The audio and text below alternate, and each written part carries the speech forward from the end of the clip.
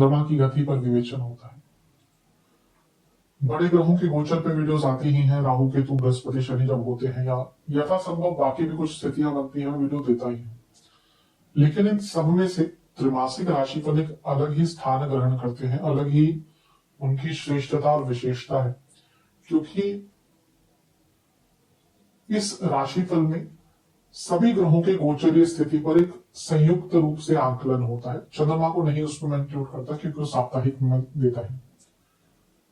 और ऐसे लोगों के लिए जो समझते हैं कि ज्योतिष कोई जादू टोना नहीं है, कोई लॉटरी नहीं है, चुटकी बजाकर जीवन को चेंज नहीं किया जा सकता, ऐसा कुछ नहीं है ज्योतिष, बल्कि एक मार्गदर्शन की विद्या है।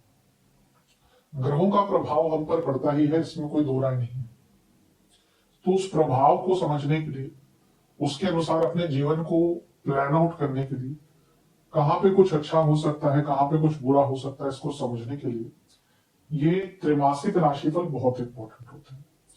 और यकीन मानिए कि जो 3 महीने का कालखंड है, इसमें बहुत बड़ी बड़ी चीजें घट रही हैं।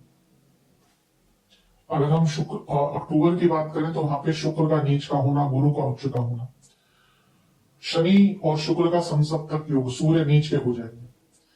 नवंबर में नीच भंग बनेगा सूर्य शुक्र का, बुध वक्री शनि मार्गी, गुरु वक्री बुध पतित हो जाएंगे, पिछली राशि में गिर जाएंगे। दिसंबर के महीने में गुरु वापस मिथुन में आ जाएंगे, बुध भी वापस उनकी घर वापसी हो जाएगी जो पतित हुए थे। 3 ग्रहों की युति होगी, 4 ग्रहों की युति होगी, और आपका धन स्थान बहुत सारे ग्रहों से प्रभावित होगा। पहले 6 से फिर 7 ग्रहों का प्रभाव, यानी कि सुपर एक्टिवेटेड आपका धन स्थान हो जाए। तो बहुत कुछ बदल रहा है, ये तो कुछ हाईलाइट्स ही थी, बहुत कुछ बदलेगा और इसकी विवेचना ही इस वीडियो में होगी। यदि आपकी लग्न राशि या चंद्र राशि वृश्चिक है, दोनों ही गाइडेंस के लिए इस राशिफल को देख सकते हैं। जहां से ज्यादा सूट और रिलेट करता है वहां से इसको देखिए। व्यक्तिगत तौर पे मेरा मानना है लग्न से देखेंगे तो अच्छा है। इनकेस नहीं बताने आपको अपनी लग्न राशि, तो आप अपनी चंद्र राशि से भी इसको देख सकते हैं। शुरू करते हैं अत्यंत महत्वपूर्ण राशिफल। शुरू करते हैं अक्टूबर के महीने के साथ। अक्टूबर का महीना बहुत बदलाव लेकर आएगा। पहला बदलाव बुध का ही होगा। बुध आपके 12वें घर में आकर बैठ जाएंगे तुला में, और यहाँ पर वो विपरीत राजयोग बनाएंगे। और यहाँ पर 2 विपरीत राजयोग बन रहे हैं। पहला आपके 6ठे घर के स्वामी और लग्नेश मंगल द्वारा बना हुआ है, और दूसरा अष्टमेश का 12वें घर में आना। तो 2 विपरीत राजयोग बहुत श्रेष्ठ होते हैं। गोचर में हो या कुंडली में भी अगर आपके विपरीत राजयोग बने हुए हैं और उनकी दशा अंतरदशा आना, विपरीत राजयोग यानी कि विपरीत परिस्थितियों में मिलने वाला राजयोग, और आज के टाइम में नॉर्मल राजयोग से अच्छा होता है विपरीत राजयोग। 12वें घर में 6ठे घर के स्वामी विपरीत राजयोग बना रहे हैं, तो ये लीगल केसेस के लिए बहुत अच्छा है, क्योंकि मंगल का इन्वॉल्वमेंट है। और बुध क्या है? अदालत, डॉक्यूमेंट्स, अदालती कार्रवाई, इन सबके कारक है। तो कोई लीगल केस को सॉल्व करना हो, कॉम्प्रोमाइज करना हो, कोई लीगल प्रॉब्लम आ रही थी उसको सॉल्व करना हो, अच्छा है। आपके ऊपर कोई ऋण चढ़ा हुआ था तो उस ऋण को चुकता करना बहुत अच्छा। कभी कभी होता है व्यक्ति ऋण ले लेता है, बाद में वही जो डेट है वो तंग करता है। बड़े बुजुर्ग तो हमेशा यही कहते थे कि ऋण मुक्त रहिए, लेकिन आजकल क्या हो रहा है ना कि लोन लेना लोगों को लगता है कि इजी है, लेकिन जब वो चुकाने की बारी आती है ना कि हाँ शुरू में तो हो गया, अच्छा इतनी सी ईएमआईज है, 15 साल 20 साल तक कोई बात नहीं, चलने दो, पर आगे चलकर खर्चे बढ़ते, हो सकता है इनकम वैसी ना रहे। इसके पहले का वो मानना था हमेशा कि ना ही ऋण हो, जो अगर आप ऋण मुक्त हैं, रोग मुक्त हैं, तो सबसे अच्छा है। पर हाँ आजकल अवस्था यह है कि लोग ऋण ले रहे हैं, बल्कि आप देखिए भले लोगों की सैलरीज अच्छी है लेकिन उनकी आकांक्षाएं और अच्छी हो जाती है, बड़ी हो जाती है, तो इसलिए कई लोग ऋण लेते हैं। तो अगर आपके ऊपर कोई ऋण चढ़ा हुआ था और बहुत तंग कर रहा था, तो उसको उससे निकलने का मौका, क्योंकि वो यहाँ पे मंगल है, ये उनके लिए मैं कह रहा हूँ जिसका छोटा मोटा ऋण है वो चुकता हो जाएगा। तो कभी होता है कि व्यक्ति को बहुत बड़ा ऋण है, तो लेट्स से कि किसी अपनी प्रॉपर्टी को बेच के आप ऋण चुकता करना चाहते हैं। यही होता है कई लोग के ऊपर अगर बहुत बड़ा कर्ज हो जाता है तो क्या करते हैं कि कोई एक्स्ट्रा प्रॉपर्टी है, क्योंकि वो इंटरेस्ट भी है, सब कुछ हो भी जाता है, तो यहाँ पे उसका मौका भी मिल जाएगा। और क्योंकि बुध अष्टमेश है और मंगल 6ठे घर के स्वामी है, मंगल प्रॉपर्टी की कारक है, अष्टम भाव एंसेस्ट्रल प्रॉपर्टी का है, तो कोई पैतृक संपत्ति का विवाद चल रहा था उसको भी सॉल्व करने का मौका है। 12वें घर में विपरीत राज्यों का बनना यानी कि विदेशी या विदेश संबंधित कार्यों में सफलता और जीवन में बड़े ट्रांसफॉर्मेशंस का आपको मौका मिलेगा, बहुत बड़े बदलाव का मौका मिलेगा। बस ये है कि लग्नेश भी है मंगल, तो ये छठे घर के स्वामी भी है मंगल, तो ये क्या हुआ, छठे भाव का इन्वॉल्वमेंट। आठवें घर के स्वामी कौन है, बुध, तो ये हुआ आठवें का इन्वॉल्वमेंट। और 12वें में बैठे हैं तो क्या हुआ, 12वें का इन्वॉल्वमेंट। ये हेल्थ के लिए बिल्कुल भी अच्छा नहीं है। Sudden injuries, sudden health issues आपको तंग कर सकते हैं। अष्टम से बैठा एक ग्रह गुरु भी देख रहा है, तो ये एक अनिश्चितता हेल्थ वाइज क्रिएट करता ही है। ये वो टाइम है जब कभी कभी हेल्थ इश्यूज आते भी हैं और वो डायग्नोज भी नहीं हो पाते। राहु का प्रभाव भी है और अष्टम में बैठे ग्रह का प्रभाव भी है, तो ये प्रॉब्लम होता है कि डायग्नोसिस, लेट्स से आपको यहाँ पे कोई इशू है, हेल्थ इशू है, लेकिन वो डायग्नोज नहीं हो पा रहा, तो ये दिक्कत भी यहाँ पे बनी रहती है।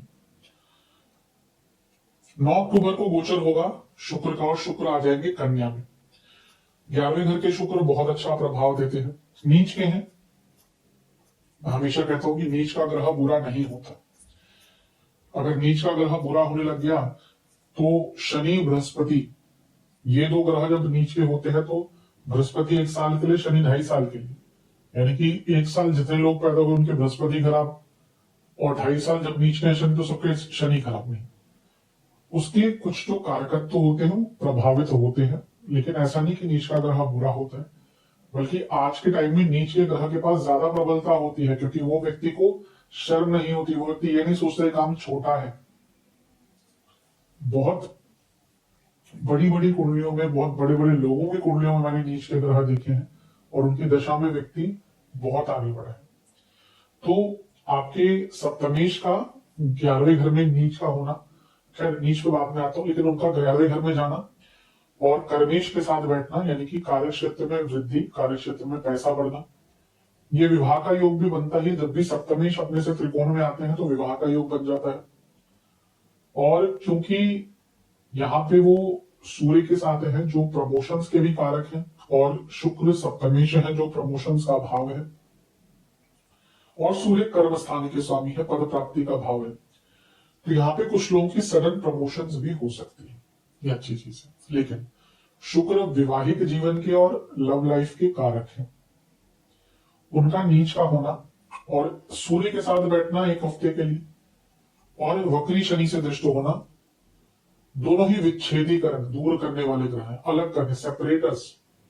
तो यहां से, और शुक्र क्योंकि सप्तमेश भी है, मैरिड लाइफ पर प्रभाव डायरेक्ट आ रहा है, और पंचम से सप्तम में है, रिलेशनशिप में कई लोगों के ब्रेकअप्स होंगे यहाँ पे। कारण क्योंकि उनको अपने पार्टनर के में एक फ्यूचर नहीं दिखेगा।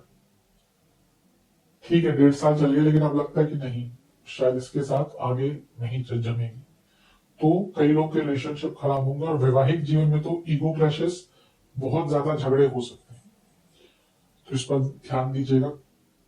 लेकिन 11वें घर में एक नीच का ग्रह और एक नीच अभिलाषी ग्रह धन के रूप में बहुत अच्छा, मतलब कि आपके अंदर वो हिचक नहीं रहेगी कुछ नया करने के लिए धन के मामले में, तो ये एक अच्छी चीज है।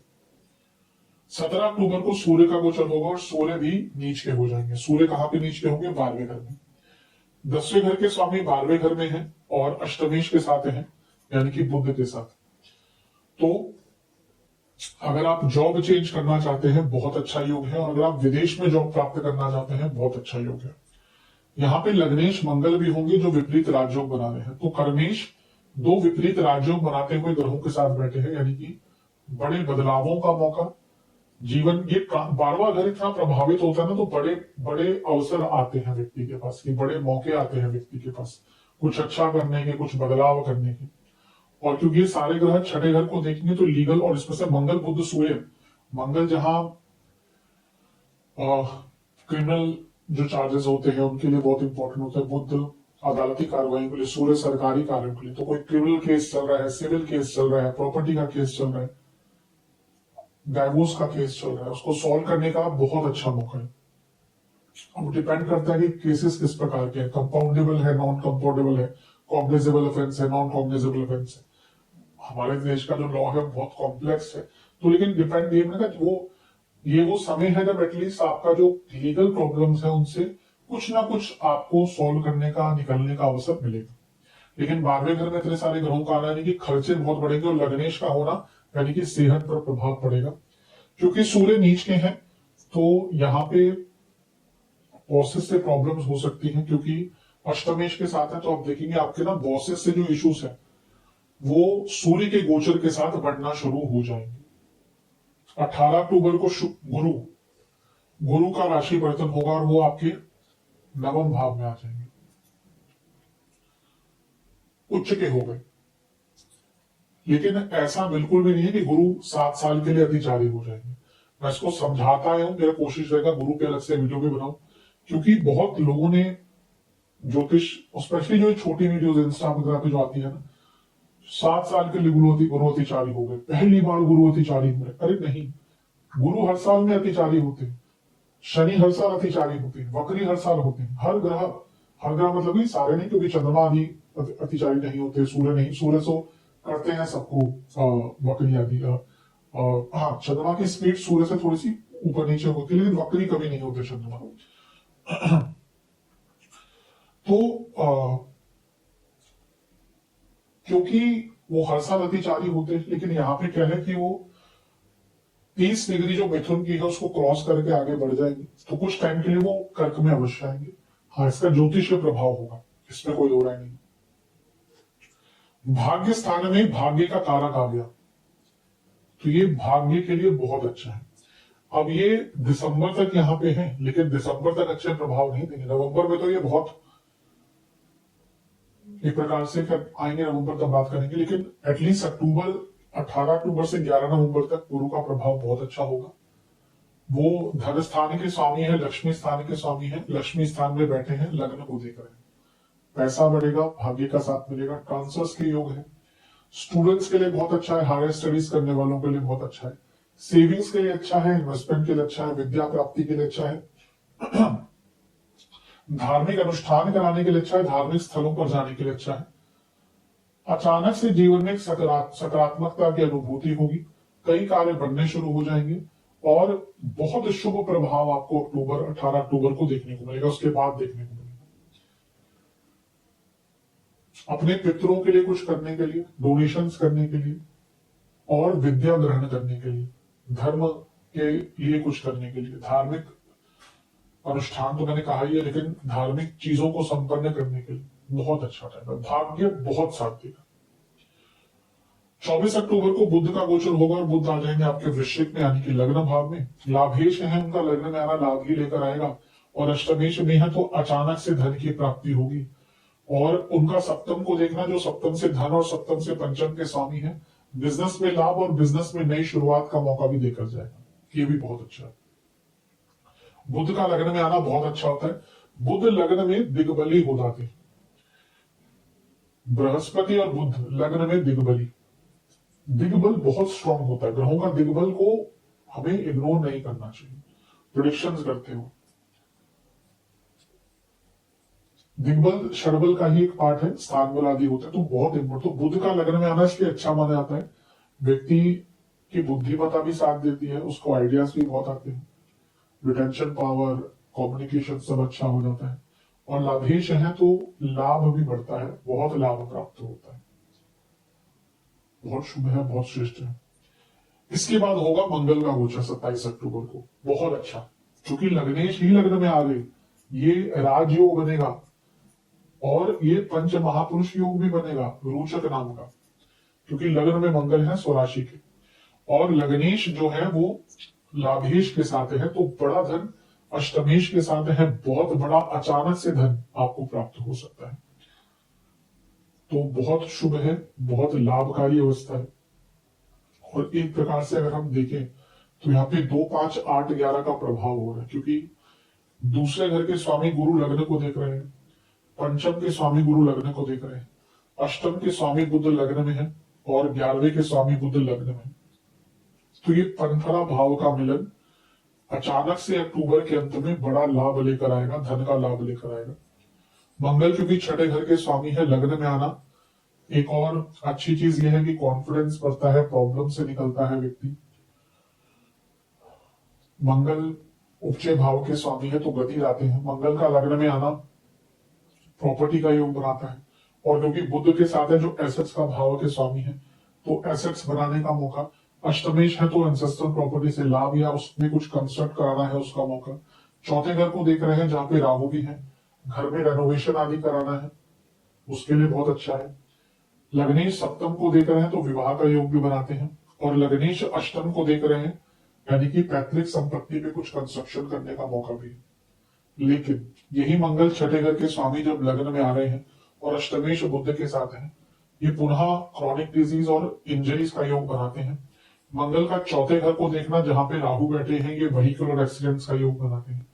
उनका मंगल दोष बनाना और सप्तम को देखना, सप्तम से 12वें स्वामी के स्वामी होने के नाते वैवाहिक जीवन में बहुत उथल पुथल मचा सकता है। और क्योंकि अष्टमेश की दृष्टि भी है, कुछ लोग सडनली इंपल्सिव होकर जिनकी मैरिड लाइफ में प्रॉब्लम चल रही थी, वो डाइवोर्स की तरफ भी जा सकते हैं। तो जहां ये मंगल एक और कुछ अच्छा कर रहे हैं, वहीं दूसरी ओर थोड़ी प्रॉब्लम्स भी लेके आएंगे। तो ओवरऑल देखा जाए अक्टूबर का महीना बहुत अच्छा है, कई अच्छी चीजें यहाँ पे हो रही हैं, लेकिन कुछ जो सेंसिटिव चीजें हैं उनका भी आपको बहुत ज्यादा ध्यान देना है। चलते हैं नवंबर